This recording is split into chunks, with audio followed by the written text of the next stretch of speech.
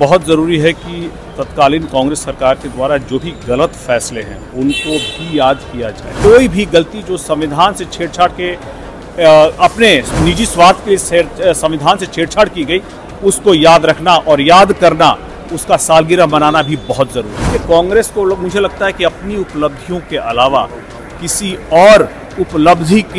और सरकार की उपलब्धियों को गिनाने पर उनको हर बार तकलीफ होती है। चुनावी साल है और कुछ ही महीनों के बाद बिहार में विधानसभा का चुनाव होना है।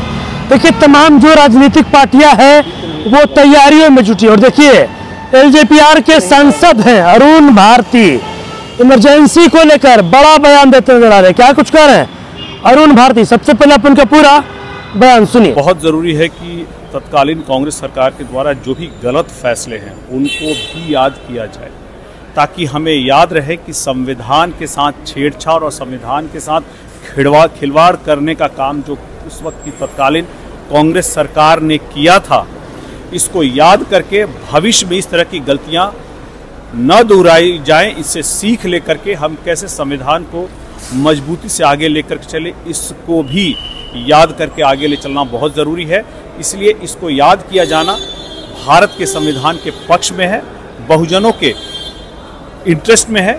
और मुझे लगता है कि ऐसी कोई भी गलती जो संविधान से छेड़छाड़ के अपने निजी स्वार्थ के संविधान से छेड़छाड़ की गई उसको याद रखना और याद करना, उसका सालगिरह मनाना भी बहुत ज़रूरी है। कि कांग्रेस को मुझे लगता है कि अपनी उपलब्धियों के अलावा किसी और सरकार की उपलब्धियों को गिनाने पर उनको हर बार तकलीफ होती है।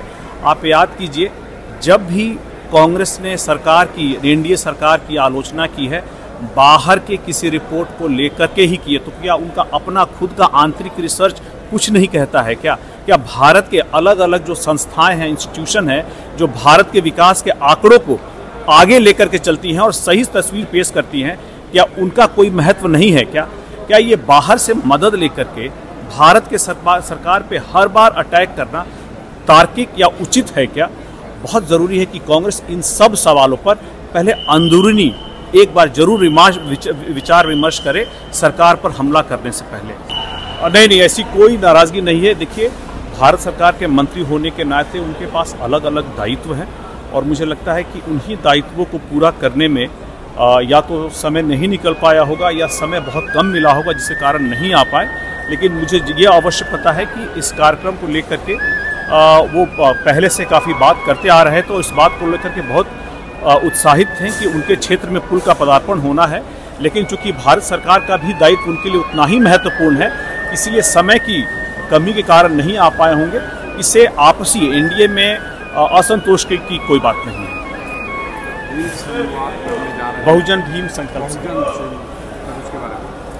देखिए, हमारी पार्टी बहुजन भीम संकल्प समागम एक बहुत बड़ी सभा बिहार में बहुजन समाज, दलित समाज, ईबीसी समाज, आदिवासी समाज और सिर्फ यही नहीं, जो सर्वजन समाज में भी जो गरीब पिछड़े हैं उनकी विकास की, उनकी अवसर की संरक्षण को लेकर के हम लोग एक बड़ा कार्यक्रम करने जा रहे हैं 29 जून को। और हम लोग सभी को आमंत्रित करना चाहेंगे कि आप यहाँ आएँ, हमारे नेता चिराग पासवान जी को सुने, जो अपने बिहारी फर्स्ट विजन से बिहार को कैसे एक विकसित बिहार बनाने के बारे में उनके। तो अभी आपने देखा जो एलजेपीआर के सांसद हैं और केंद्रीय मंत्री चिराग पासवान के जीजा हैं अरुण भारती, देखिए, इमरजेंसी को लेकर बड़ा बयान देते हैं। साफ तौर पर कह रहे हैं कि संविधान से छेड़छाड़ याद रखा जाएगा, बर्दाश्त नहीं किया जाएगा। साथ ही साथ देखिए, एनडीए गठबंधन को लेकर भी क्या कुछ कहना था, अपने वो तमाम चीजें इस वीडियो में देखिए। बस इस तरह की तमाम खबरों से तब तक जुड़े हैं। तब तक